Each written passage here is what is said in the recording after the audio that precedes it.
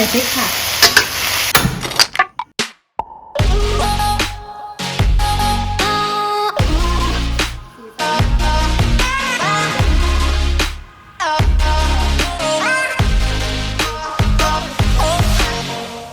อย่าลืมกดไลค์กดแชร์กด Subscribe กดกระดิ่งเพื่อไม่ให้พลาดคลิปหน้าของอินดารินกินอร่อยนะคะ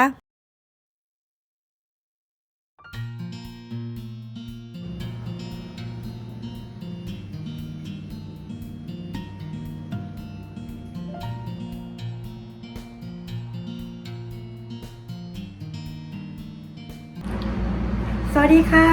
วันนี้ก็มาพบกับอินดารินกินอร่อยกันอีกแล้วนะคะสำหรับเมนูในวันนี้นั้นก็คือหมูสับผัดชะอมค่ะเดี๋ยวมาดูวัตถุดิบกันเลยนะคะว่ามีอะไรกันบ้างค่ะวัตถุดิบนะคะก็มีหมูสับ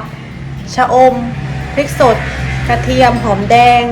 น้ำเปล่าน้ำปลาน้ำมันหอยน้ำตาลและน้ำมันสำหรับผัดค่ะขั้นตอนแรกนะคะเด็ดชะอมก่อนค่ะ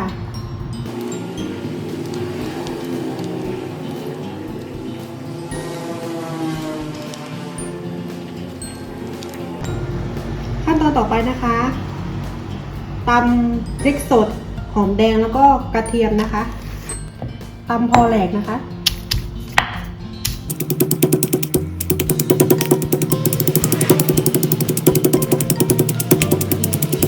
ได้แล้วนะคะตักใส่ถ้วยเลยค่ะพักไว้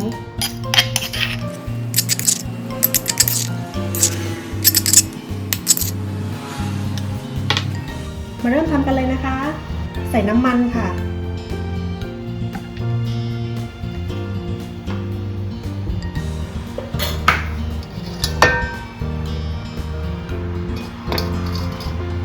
ใส่หอมแดงกระเทียมและพริกสดนะคะที่ตำเมื่อกี้นะคะ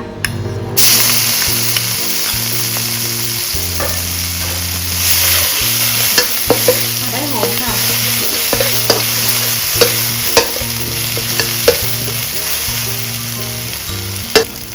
ใส่หมูสับค่ะ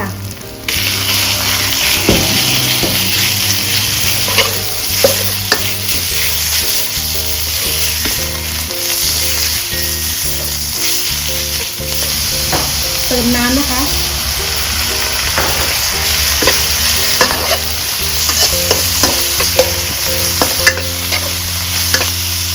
ปรุงรสค่ะน้ำมันหอยน้ำตาลน้ำปลาค่ะ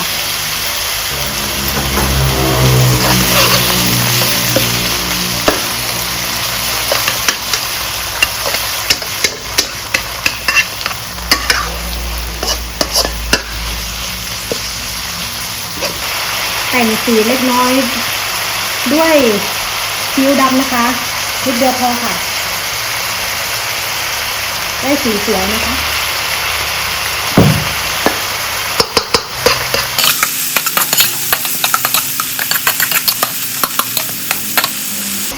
ได้รสชาติตามชอบแล้วก็ใส่ชะอมนะคะ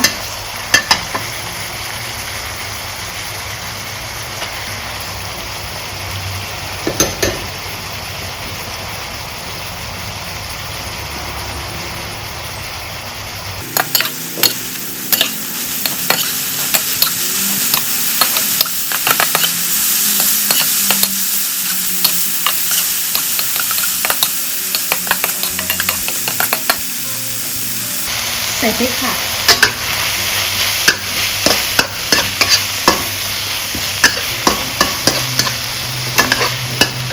ผัดแป๊บเดียวนะคะปิดแก๊สเลยค่ะ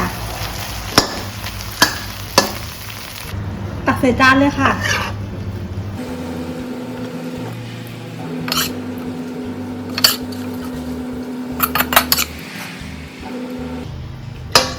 เราไปชิมกันเลยนะคะนี่ค่ะหมูสับผัดชะอมนะคะก็เสร็จเรียบร้อยแล้วค่ะมะนาวนะคะบีบมะนาวใส่ลงไปก็อร่อยเหมือนกันค่ะลองทำทานกันดูนะคะน่าทานไหมคะเรามาชิมกันเลยนะคะ นี่ค่ะ หมูสับชะอมนะคะ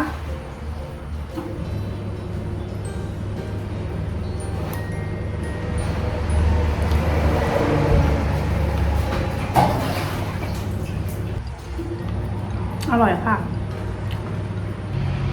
บีบมะนาวลงไปนะคะ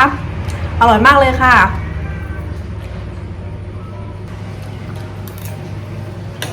อร่อยไหมคะ อร่อย สำหรับวันนี้ทำเองกินเองจะไม่ให้อร่อยได้ยังไงใช่ไหมคะ เรามาทำทานกันดูนะคะสำหรับวันนี้สวัสดีค่ะ